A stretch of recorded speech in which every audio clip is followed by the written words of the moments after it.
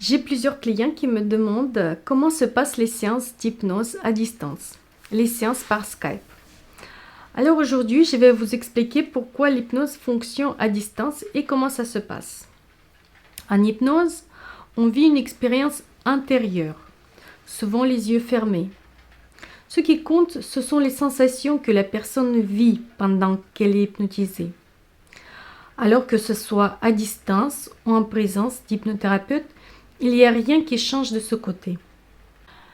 L'hypnose est une technique de communication qui passe par la voix, par le non-verbal, au niveau de ce qu'on voit et aussi un peu par le contact physique. À distance, il n'est pas possible d'avoir ce contact, mais le visuel et l'auditif sont toujours là. Pour hypnotiser à distance, on va quand même pouvoir utiliser le contact. On va demander à la personne de se toucher une partie du bras avec une autre main, par exemple.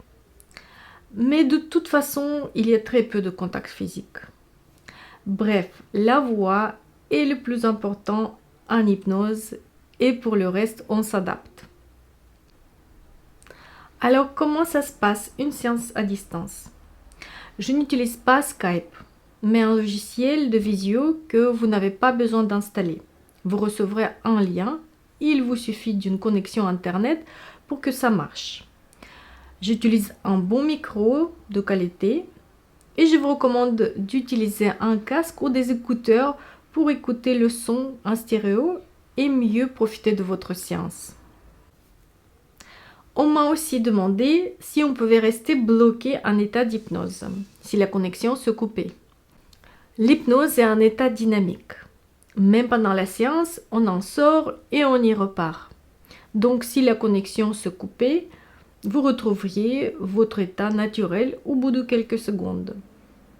Et pour éviter les problèmes de connexion, je recommande de laisser brancher le téléphone mais en mode vibreur et de passer sur WhatsApp s'il y a un problème de connexion.